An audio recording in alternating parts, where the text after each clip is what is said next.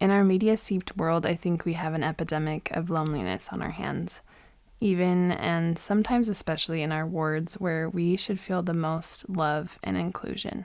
So I decided for the 2 weeks leading up to Thanksgiving, I would celebrate a little Friendsgiving with a two-part series on female friendship because relationships feel pretty central to the measure of our creation.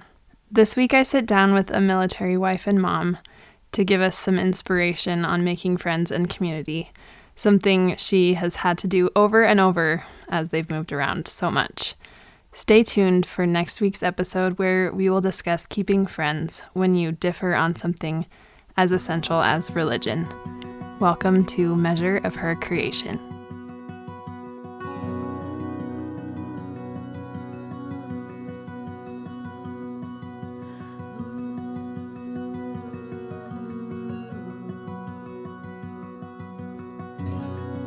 I'm excited to have Shaylee Young on the show today.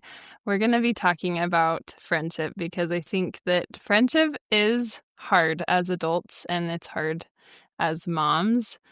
And I think that one of my biggest fears in becoming a mom was feeling lonely because suddenly you're just a little more homebound. And as I've talked to a lot of moms and a lot of therapy clients, I feel like loneliness is so pervasive. So anyway, I thought about Shaylee because she is a rock star at community building.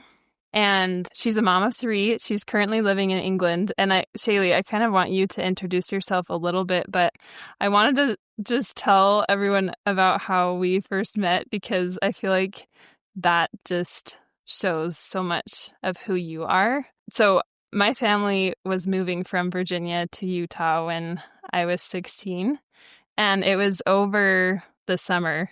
And I don't know how this happened, but I was sent ahead as a 16-year-old to move and be in the ward for 3 weeks by myself. And so I remember flying in and my bag had been lost.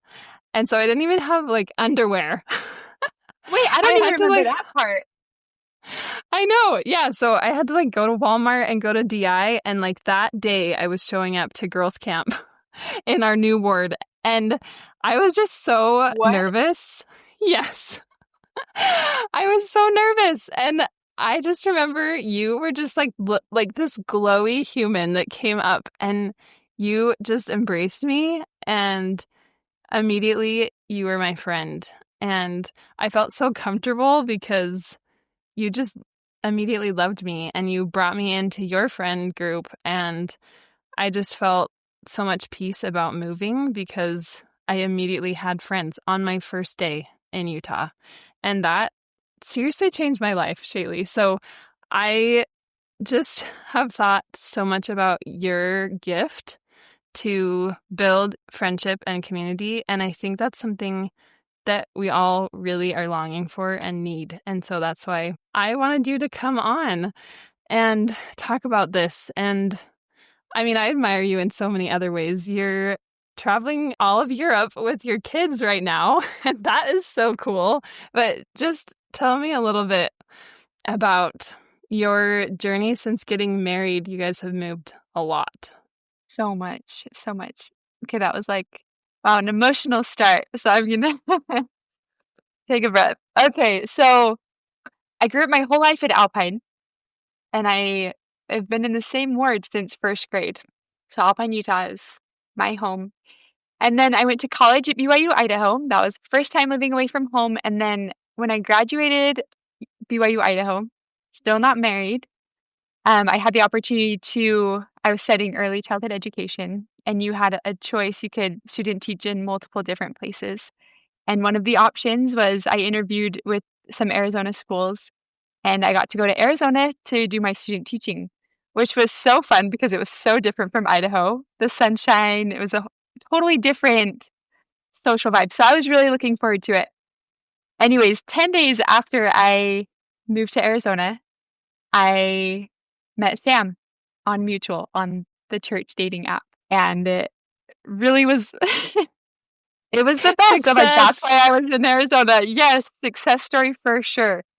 Which, randomly enough, the weekend that you got married, I had like moved down, I think the weekend before, and I missed your wedding, which I still regret. But that was the exact weekend that I met Sam, was the weekend that I So missed your don't wedding. regret it. So yeah, it worked out just fine. But yeah, so we met and then got married, and I never moved home since graduating high school. I have not been back in Utah. Sam was doing dental school in Arizona, and then he did his residency in California, and then we were in Missouri, and now we're in England. So it's kind of been weird. I did not picture this for myself at all. Growing up in Utah, loved the mountains, all the things, and have not been able to live back in Utah. But it's been the biggest blessing. Yeah, it's interesting that you are moving all over the place, and I kind of see you as a missionary. You're called to these places for kind of a short time, 1 to 3 years, but it's also not totally in your hands. You guys are part of the Air Force right now. What has that been like? Thinking about building community, thinking about like the revelation process and making decisions, and yet these decisions are like somewhat out of your hands. How have you navigated that? So the Air Force, yeah, they kind of just tell you where to go. It's interesting because when your contract is about up, like if you're set to go to a place for, yeah, like you said, 1 to 3 years, about a year before you're supposed to PCS or move, they'll give you a list of options of where there's job openings. So they'll give you a list and you'll kind of rank them. And depending on where you're needed and kind of where their lists go, depends where you get sent. So kind of making that ranking, I think we've tried to make it a revelatory process, kind of praying about it, and we kind of weigh, pros and cons about each place, but they just all seem far away from family. So a lot of them, I don't know, it didn't really matter where we went. There was one time though, like after Sam was done with residency in California, which we were only there for a year, which went by so fast, but also we were able to make some of the most amazing friends there really quick. Anyways, we wanted to move to Oklahoma, which isn't a very desirable base, but Sam had just had a brother and his family move out there, and we're like, we could be close to family if we move out to Oklahoma. This is going to be great. And we started talking to all the right people. We put Oklahoma as number one, which no one does or would. And we even started looking at houses, and they came back and said, "You're going to Missouri." And it was just like this. It was honestly so disappointing and so devastating because we were so excited to be close to family, even though it was still going to be a very different place. But Missouri actually turned out to be one of the most, yeah, transformative few years for our family, friend wise, and also just, it was just the happiest, best move. And even though we were devastated about it in the moment, looking back, we've just have seen so many reasons why we needed to be there. And honestly, Missouri played a huge part of us actually being in England. Missouri was going to be our last base, and we were going to get out and go do private practice. And then they gave us this opportunity to move to England. And when they first told us you can move to England for 3 years, but you'd have to extend a little bit more, both me and Sam were like, absolutely not. Like, they've given us all that we want. We are done moving around. We just want to be close to family. And then we were up at like midnight just pillow talking. And we're like, what are we thinking? Like, we haven't made this like a matter of prayer. We just kind of like, no, we don't want to do it. We just want to be close to family. We're done with the Air Force, etc. And it was pretty clear that one night as we were talking, we're just like, this is a big opportunity, and this is going to be really good for our family, I think. And it's felt really good ever since. So I think all the other places, it's kind of just been like, here's where you're going, make the most of it. And the Lord has helped every step of the way. England is a little different because we didn't initially want to come, which sounds crazy now because we have loved it so much and just have tried to make the most of it too. I can't imagine turning it down now. But for sure after England we do really want to get out of the military and move close to family. Well, it's honestly comforting to hear when something unexpectedly went not according to your plan, it ended up being the best thing for you moving to Missouri. Because we're kind of in that boat right now. We really wanted to move for a certain job in Pennsylvania, and then we really unexpectedly didn't get the opportunity. And so now we're kind of in the floundering stage. But hearing your story helps me trust the Lord more, that there's something really good ahead. But I'm curious, so my view of you on the outside is that you kind of make friends instantly. But I'm sure that's not always how it feels when you're brand new to an area and you're just kind of wondering where your place is. What has loneliness been like for you? And then what do you do with that?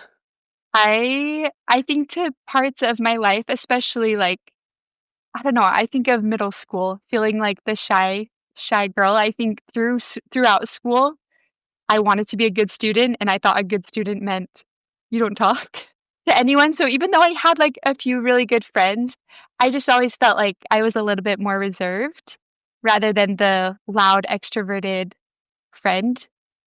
But I always admired those that were just genuinely kind and a good friend. And I think the older that I've gotten, I'm like, oh, I don't need to be loud and entertaining and the most funny person in the room. But I feel like that's something that I can do is I can be genuine because I really do love people and I want people to feel loved because I've felt so loved and known by people in my life. And I want to be that person for lots of different people. And that's kind of the biggest thing that I try to do when we do move is seek out individuals. Just start with like one person, especially since we have young kids. I kind of target the people kind of in our similar phase of life so that our kids also will have people to play with. I kind of go about it in a way. I've tried to reach out to the bishops first. Like before we move there, I kind of give them a heads up and say, here's the ages of our kids. Here's our names. We're going to be there in August. Is there anyone in the ward, like, could you pass along the Relief Society president's number or a mom in the ward that I could chat to?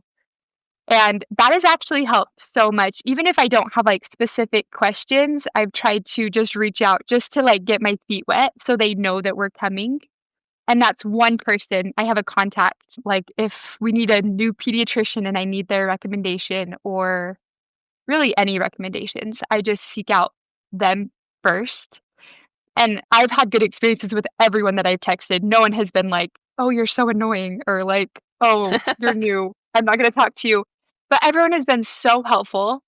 And then it's way more comfortable arriving there knowing, oh, I've already seen pictures of their family on Facebook or I've already talked to them on the phone. I know their names. I know their kids' names. And just having that one contact, I feel like breaks the ice for us. And ultimately, you kind of fake it till you make it. You just put on a smile and you can choose to kind of sit in the back and act shy, even if you feel shy. If you just walk in and smile at people and not shy away, I think. I know sometimes it does take a lot of confidence, but if you're the one to kind of seek out people, people are way more likely, I think, to initiate things. Come over for dinner. You're brand new. Like, how can we help you? And they're also like, we've been so blessed by people just so willing to serve us right when we get there because they know that we're new rather than just kind of waiting around for people to help us out. Well, I have to say that reaching out to someone in advance probably makes you feel a little more comfortable on the first day, too. You can at least have one person to say hi to.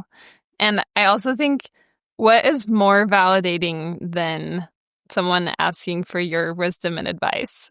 Right? Like you reaching out to them and saying like, "Hey, I need a pediatrician recommendation. Where's the best grocery store?" These Yes, things totally validate someone else and kind of immediately bond you. Because when you invite someone to serve you in that way, I think that's a meaningful first connection. absolutely. No, I totally agree.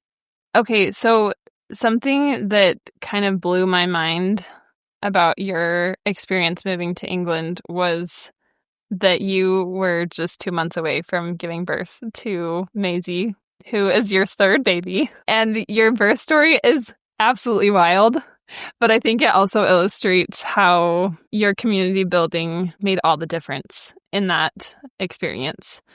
When you were in a new country, new place, so pregnant. Can you just tell the story because I just love it? Oh my gosh, it was so crazy. And my mom, she's probably gonna hear this and just be like cringing, like she didn't tell me to come. Me and Sam, we have not let our parents come until after the baby's already here. Like we kind of do it on our own. I feel like that's comfortable for me. We have the baby, and then we love family coming to visit and hang out like once I am in a better state.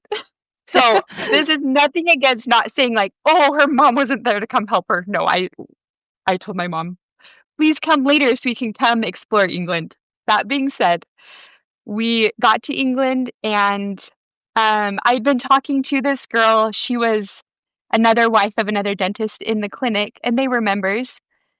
They lived in a different ward, though. They lived like 30 minutes away, and we became really close, and they had kids similar ages. And right when we moved, she was like, what's your birth plan? Like, are your parents coming out? And I just kind of was like, no, Sam gets a lot of time off. Like, we just like to do it as a family. And she offered help. She's like, well, we would love to have your kids over when you're having the baby. And I was like, our kids would love that. Little sleepover, so fun. Oh, and I also, with my older two, I never went into labor on my own. I was induced with both of them. Like they came late. I needed all the things to get the baby moving. So with So my you're like, third, it's I thought fine. it was Plenty of time. time. Yes. So I talked to the doctors and we got an induction date and I talked to my friend and she said, okay, like the kids are going to come sleep over this day. Anyways, the day before I was supposed to get induced, it was in the middle of the night and I am having contractions and they are pretty close together.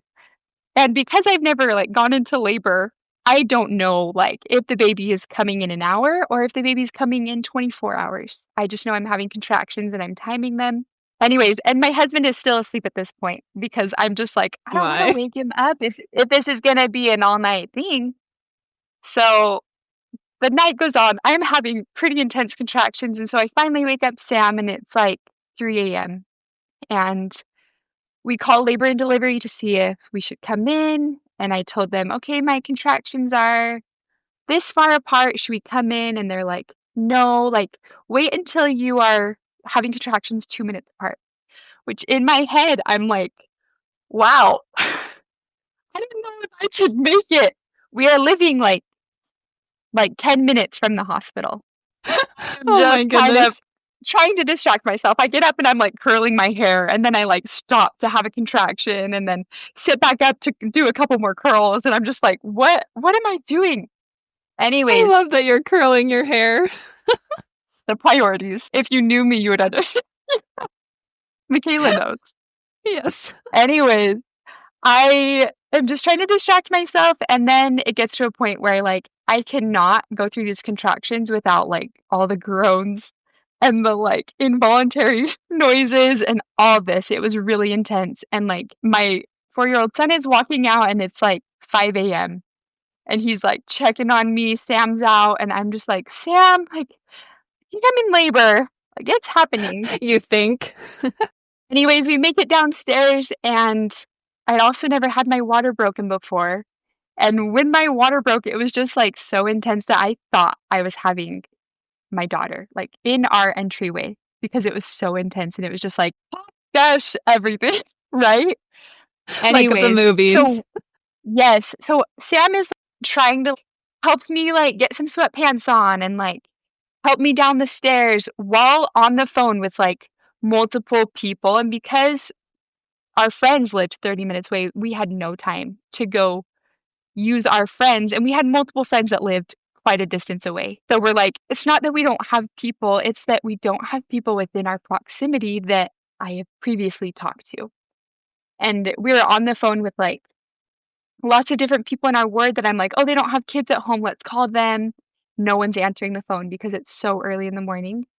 Anyways, we finally get a hold of one of our bishopric members. He answers the phone and they literally live up the street. So we hang up the phone, and within like 90 seconds, my water breaks and he's at the door like 30 seconds later. Oh, And I'm like, I whew, have the what? chills. Glad you're here. But it was just like a miracle that he answered the phone and that he was able to just like drop everything and just like run over. No questions asked. He came in to stay with the kids. He cleaned up the water break situation on the entry in the entryway. That's Like vulnerable. literal saint. I know. I know. Oh my gosh. So then, yes, we rushed to the hospital and my daughter was born. 7 minutes after we got to the hospital, Sam was able to like park the car and run up to the room, and we had her so fast. Anyways, it was So really wild. crazy. And now she's almost 1, so I'm like far removed from that situation. The trauma is a little bit further in the distance Yeah, now. it's more of a happy memory than a traumatic one. And I think probably what makes it happy is not only the birth, but also that someone was there so fast to be there for you and to help your Yes. family. And people like it's just amazing how people really will show up for you if you give them the opportunity. Like we had that bishopric member here with our kids like before he had to go to work, and we were able to set up another family. They came over and hung out with our kids for a few hours, and then they took them back to the other friend's house. So there were like multiple people that just like helped us so much. And I really do believe that, yeah, if you give people the opportunity to serve you and you serve back, it's a reciprocal thing in your relationship, and it really does strengthen relationships when you allow people to do that for you. Has it ever been hard to make those connections in a ward? Like what's your strategy? Because I think I asked that because a lot of people have the experience of struggling to connect to their ward or feeling lonely in their ward. What is your strategy when you're just struggling to feel that, struggling to connect to people? I know it's interesting because I feel like there are just people like in your life that it feels like an immediate friendship. And it's really easy to be friends with them because you have so much in common or you have the same beliefs. You're in the same phase of life. But when you are struggling with loneliness, I feel like the biggest thing you can do is just invite, invite, invite. I feel like sometimes after a move, we'd get there and like my first impression hasn't been super positive. I'm like, oh man, like maybe we're not gonna find our friends here because like I don't feel like I'm like connecting really well with people. And then I feel like the more times we hang out with them or just the more time we put into that relationship, it does grow. And just feel like if you take responsibility over that relationship, if you keep inviting people, your relationships will grow. Even if they aren't necessarily your chosen people, right? Like you wouldn't choose them out of the crowd and say, wow, you are going to be my best friend. But because you're Yes, in proximity and you're in this covenant connection with each other, I think it's worth committing in a different way, especially when you're far from family. absolutely. Also, like opening your home goes a long way. Inviting people into your space, I feel like it's just, I don't know how to explain it. When you open your home and you have people in your home, it's kind of a vulnerable thing. They see like the mess, right? And they see the pictures on the wall and they see the shoes. Like, okay, I just, I think having people in your home, that's kind of a big step, but it is so worth it because people feel so loved when they're in your home, especially if the spirit is there. I'm like, just fill in as many people as we can. Sometimes on Instagram, there's lots of pictures of like these perfect homes, these perfect table escapes, and you think that you can't have people in your home or to host something if it doesn't look a certain way. But just being in your home, and if the spirit is there, people will feel loved and people feel known. And that is a safe place for people to feel like they have a friend. Yeah, and I think sometimes you have to be kind of annoying. Like you might For feel sure. annoying because you have to invite, like you said, and you might not get a response like you're hoping for the first time or the second time or the third time. Friendship is kind of this mutual commitment, but it might not be mutual at the beginning. And Yeah. I just remember one of our wards we were in, we started going on walks around the neighborhood, and my husband started throwing rocks into someone's backyard because we noticed that they were often outside, and I was like so embarrassed. I was like, why are you throwing rocks? Like, that's so like weird. Why are you doing that? And then it like formed this really sweet bond between this family and us. Like, we would pass by and they would be in the backyard. And so we ended up hanging out with them multiple days a week because we just happened to So be fun. walking by, and Greg was as bold as he was to just like throw rocks at them. And I wasn't at them, but like so much so that recently we kind of coordinated with their daughter to surprise them one night because we don't live there Oh, anymore, but we came by and started throwing rocks and surprised them. And it was like oh, the sweetest sweet. little reunion, but it's so funny because I was not ever going to be that bold, but I really admired how Greg was so bold in just being willing to be annoying, quote unquote. But it was like Yes. such a loving gesture for the other people to be like, whoa, they want to be our friends. They want to hang out with us. They're interested enough in us to like be annoying. No, I love that. And I feel like with neighbors too, like in our neighborhood in Missouri, that was our first impression of the Midwest charm was within the first week of us living there, we had met the entire block. We knew names. I had like a notes page because people were showing up and our kids would just be riding bikes in the driveway and people were not shy. They would just walk up and say, "You guys are new. Like, this is us. Like, so grateful you guys are here." And I'm like, I had never experienced that. We came from California and we literally knew our next door neighbor, but like everyone else around us had no idea. People lived their own separate lives, and our whole block, like not one person was a member, but we knew our whole entire block, like regardless of phase of life. And it was the most sweet thing. I'm like, I want to do this from now on. So similarly, like when we moved here, I'm like, we need to meet the people around us because it's a lot easier to introduce yourself when you're brand new than, oh, we've lived here for a year and a half and I don't know your name yet. I can't, I feel way more awkward knocking on someone's door and saying, "We live next door." It's a lot easier to do it when you're brand new. So I feel That's like, so yeah, true. being bold goes a long way, especially in the beginning. If you're not finding friends within your ward, seek people other ways in your community or even like library. Go to a library story time. And if you're seeing someone multiple times, introduce yourself and try to make that connection because I think you're right. Like we are in wards for a reason and we need everyone in the ward, even if you're not connecting with someone that should be in your phase of life or, oh, they're the same age or we have the same skills or whatever. It does us really good to broaden our horizons and use other people's talents too. Like there's this lady in our ward that is so crafty, and I go to her for all my crafting questions. Anytime I'm making Halloween costumes, I'm like, where do you find this? How would you embroider this part?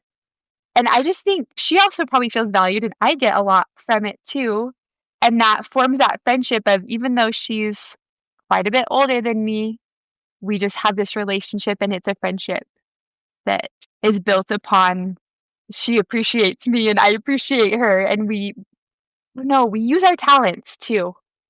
I love that example of being friends with people that are not necessarily your age because those people we were throwing pebbles at are in their 50s. And, I was just talking to their daughter today who is 18, and we're like best buddies. And I love that. I think that we kind of sometimes look at a ward and narrow it down, or a community and narrow it down, and we have to find someone exactly in our stage of life.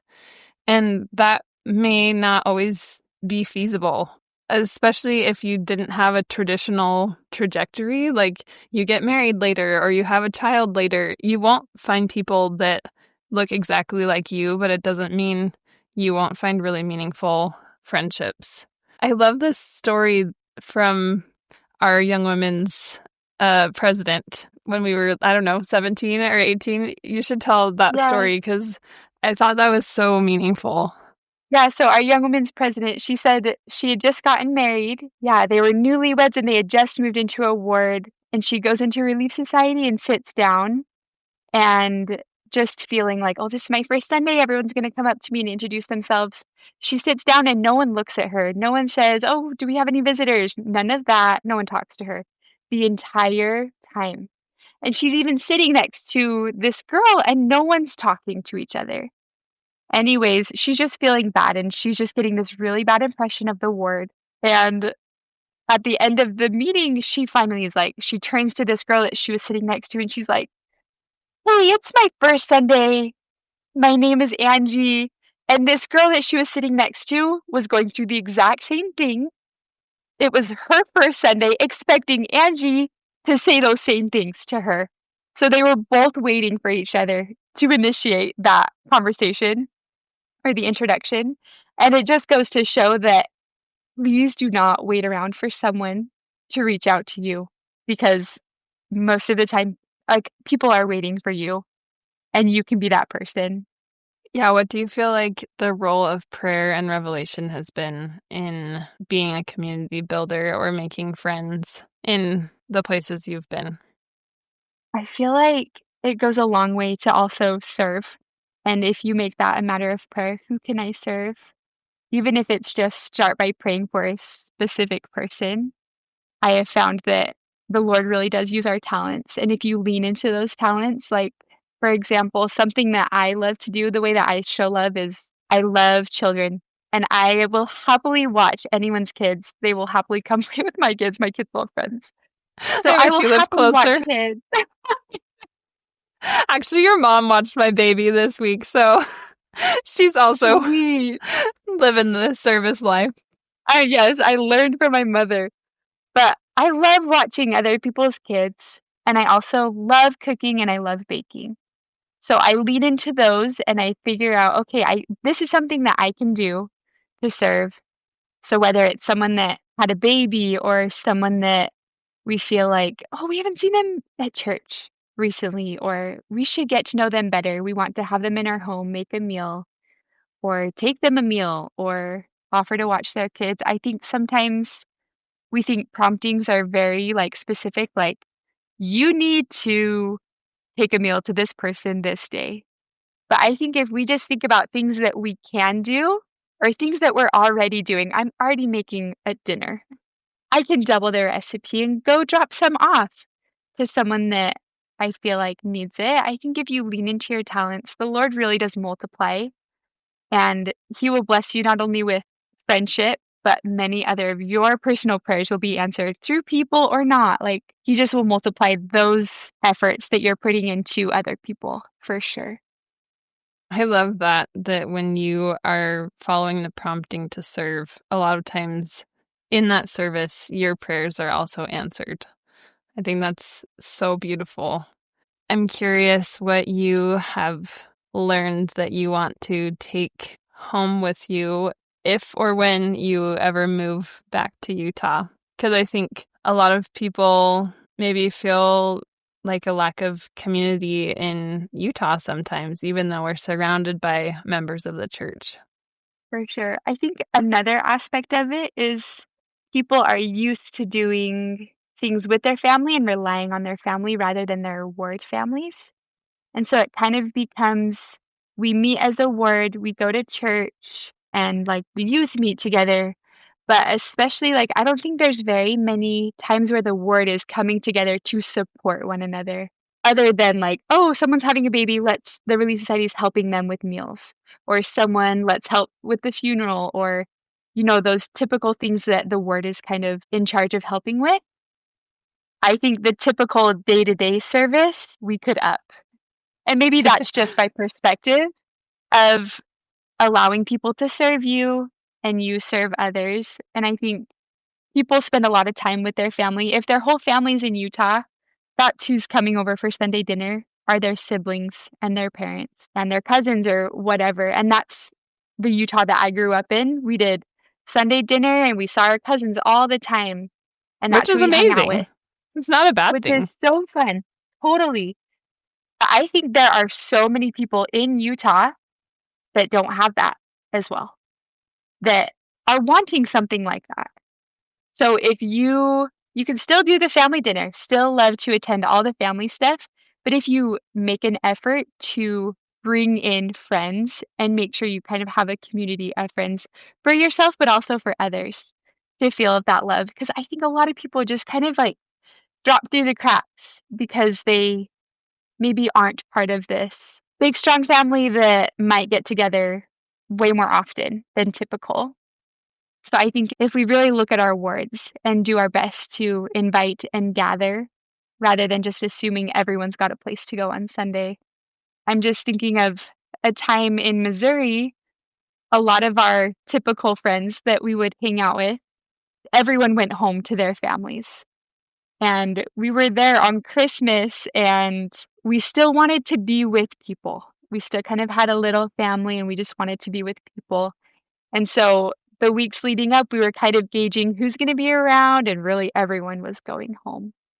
Anyways, as Christmas got closer, we found out Sam had a coworker that he had just gotten broken up with. And Oh. we're like, he needs to come over for Christmas. And there was a family down the street that had just moved in that they were actually inactive members, but we knew their grandparents. Anyways, they were members and we had them over and we had another family that we didn't know super good. We had them all, this like very funny group, all together on Christmas Day. We had everyone, it was kind of a potluck. We had everyone bring something. And like before we did it, it was just like in my head, I'm thinking this is going to be so awkward. No one knows each other. But it was one of the most special memories, having all these strangers just gathered in a home, eating what everyone brought and what they had to offer. And everyone got along so well, and it was just the most special evening, even though we were all so different, totally in different phases of life. I just felt like the gathering was so special and everyone felt loved. I really do think that's what heaven is going to be like. It's not going to be, oh, the Proctor family dominates that corner. The Young family dominates this corner. The Hutchins are over here. Like, we can't interact. Like, we are all brothers and sisters, and we are all supposed to mingle and learn from one another. And there is so much value in looking outside your families and looking outside your friend groups and bringing people in. Because it's the same sociality that we enjoy here that we will enjoy in heaven. I love that. Like we're not siloed, we're all connected. And so we have to act that way here. We have to treat each other like you are my own. You are my family. Actually, we are Yes. family. We're fourth cousins, which We I actually love. are. I know. I love that too. Like, it all makes sense. It does. No It does. wonder.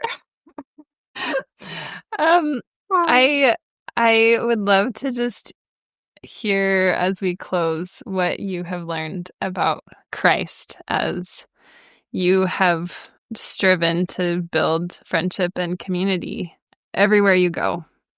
I love that question so much. There was one quote from Elder Stevenson's talk in April. There's a couple quotes actually from his talk. I just like loved his talk so much. But he says, when we say yes to serving, we are saying yes to Jesus Christ. And when we say yes to Christ, we are saying yes to the most abundant life possible. And I'm so touched by that, because who doesn't want the most abundant life? Whether it's the most abundant testimony or the most abundant family relationships, friendship, word, like all these experiences are going to be multiplied as we are serving. And I really do believe that that's where we are going to find the most joy, is through serving his children. And I have a testimony that he really does reach our reaching, that even if our talents or our efforts seem like they are very small, that he really does magnify them. And he uses those little efforts that we are doing to sanctify us and to transform us into exactly who he needs to be. One of my favorite hymns is I'll Go Where You Want Me to Go. And it just rings so true to me that It doesn't matter where we are. It doesn't matter the job we have or the place that we're living, but that I will go where you want me to go and I will be who you want me to be. And that's going to be the happiest version of myself if I'm going where he wants me to go and if I'm being who he wants me to be, because he really does have my best interest at heart. And I think if we're trusting him and if we are loving him, it's going to be very easy to love those around us through service, through being their genuine friend. And I also know that those friendships, I have also been so blessed by so many good people in my life. Even though it's been really hard to move around in all these different places, I just can think of all these very special individuals that we've met. And I can kind of have a running list of, I learned this from this person. I changed because of this person. And I really think that all these people have had a huge hand in my development and my testimony. And that's huge for me. That's Christ showing up for me and putting people in my life that he knows I need so that I can be more like him and a better version of myself. If you go into any relationship with that mentality, you will be changed. I learned how to forgive from this person.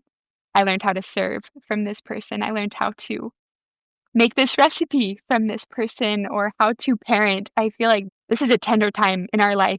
Raising these kids, it's so vulnerable and so hard and so joyful. And if we have these really abundant relationships, parenthood is going to be abundant as well. And it's going to be a joyful time because we are growing with our spouse and with our children and with our friends.